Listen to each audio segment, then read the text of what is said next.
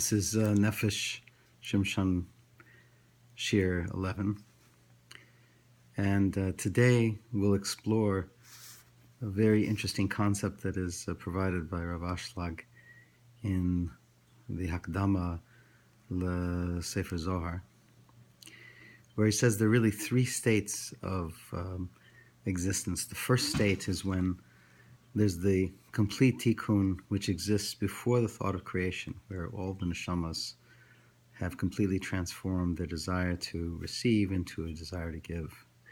And that's called state one. In the second state, which is during the 6,000 years of creation, which is the yamim, the neshamas are changing their form because what was created at creation was really just the desire to receive. Because Hashem wants to give complete pleasure to all of creation, to all the created souls. And pleasure comes from the desire to receive. There's an example: if a person's given a penny, they have a certain amount of pleasure. If they're given $100 million, they have a much greater pleasure. Why? Because they have the desire to receive that is greater for the $100 million. So when a person has a desire to receive, pleasure immediately comes from the fulfillment. So a person, Hashem created the desire to receive, but that desire to receive in itself is ra. Why? Because it can be used just to receive for oneself alone. The neshamas need to convert that desire to receive into a desire to give. And this is what happens during the 6,000 years of creation. What happens in a given individual's life once they turn 13 is they begin through Torah and mitzvahs to transform the desire to receive, which they naturally have, into a desire to give. And that is actually, in order to give pleasure to the Creator, the ultimate transformation is to create what's called the returning light, which occurs when a person gives pleasure to the Creator by fulfilling the Torah and mitzvahs and gets pleasure, but gets that pleasure not for our own sake, but rather to give pleasure to Hashem. And that's transforming the desire to receive into the desire to give. The desire to give pleasure to Hashem, nachas ruach l'Hashem. And we do that by fulfilling the Torah and mitzvahs. That's the second state. However, in that state, still the body has not transformed.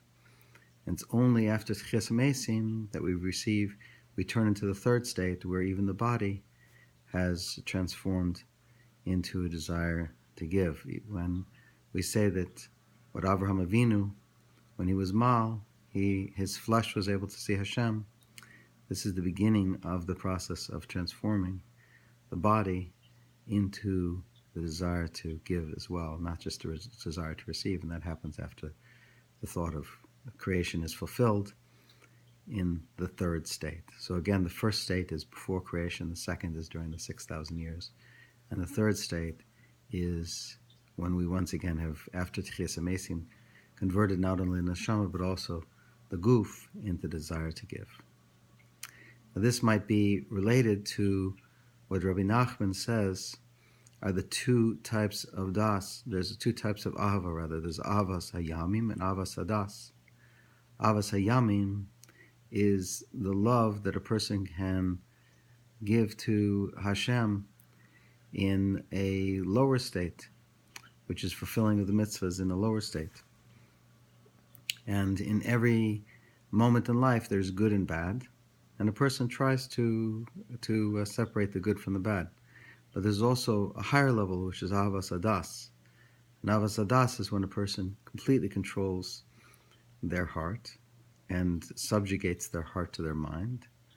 And this is very similar to an example is given that a parent loves a child through avas hadas, because they're able to give from the moment of conception. The parent's neshama is completely united with the child in das, in thought, in the essence of the person. And this is an eternal love that a parent has for a child, regardless of circumstances. And it's called avas hadas. And this is the love that we experience from Hashem, because Hashem loves us on the level of das, which is transmitted through the Torah. There's also Avas Hayamim, which is during specific circumstances. A given day, a child comes and says, "Can I have $100? I need to buy a new shirt." And the parent makes a decision based on particular circumstances. And even though their Avas Adas is infinite, they are exercising it in the peculiarities and the particularities of that particular moment. And that's called Avas Hayamim.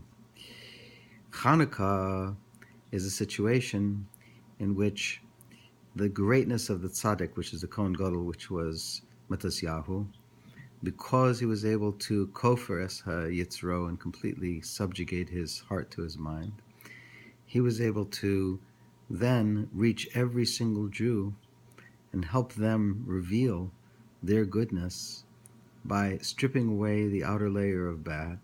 And a great light is revealed because Hashem then brings the light in a magnificent explosion of light to the person, which is the Chanukah lights, which is the revelation of the good because of the tzaddik's avas hadas, which he's giving just like a parent, Kaviyachol, is giving to a child. And he's revealing actually the love of Hashem, the das of Hashem. And this is also what separates a person who's, as the Nefesh Shimshon says, is able to reveal authentic love of Hashem in their Yiddishkeit from a person who's not, because the Ramchal, as he quotes, says that there's a possible situation for a person to go through life in an artificial way, without Torah, without true connection to Hashem, and to believe, because the Yetzer Hara makes them believe, that they are actually growing in Yiddishkeit, but actually they're not whatsoever. And how do we tell the difference? Because when a person at the end of their life, at the last moment of life, a tzaddik, the Shekhinah is revealed to them in what's called the kiss of death.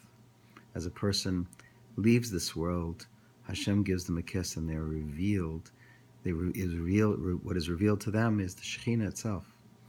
And this is what is the product of authentic living, authentic Yiddishkeit, is the ability to actually perceive Hashem. Because we go through life and we think that we're actually running a course where we're taking a test, we're waiting for the results, will we get to Gan Eden or not? And we believe that we can fool ourselves into thinking that we're passing the test. But a person gets tremendous joy by realizing that actually they know all along whether they're passing the test, because they know whether or not they're connected 365 days a year, 24 hours a day to Hashem through the Torah. And that connection is a situation which is brought about even when a person is learning by themselves, because when the person is learning by themselves, as it says in Pirkei Avos, Hashem is their chavrusa. And so whenever we learn Torah, it's like Hashem is our chavrusa and is giving das to us. And this is perhaps what also the Torah means to say when it says that Sarah, when she was nifter, she was 100, and she was 20, and she was 7. As Rashi points out, when she was 100, she had the same schusim, same level of innocence as when she was 20, because we know a person's not judged on their averas until they're 20. And when she was 20, she had the same beauty as when she was 7. And this is perhaps also referring to the 3 states of Rav Ashlag, that when she was 7, she had the beauty of before the thought of creation, which was completely fulfilling the will of Hashem. And when she was 20, when she was involved in this world, when she was involved, and she had what other people would have been experienced as avas hayamim, she actually was on the level of a tzedekah, and she had avas hadas, which is that she had complete connection to Hashem while she was going through her life. And this then is when she was 100, she actually reached a level of perfection, which is like Tchias HaMesim. And that she was a complete tzedekah and was able to then, at the end of her life, through the kiss of death, was able to perceive Shekhinah.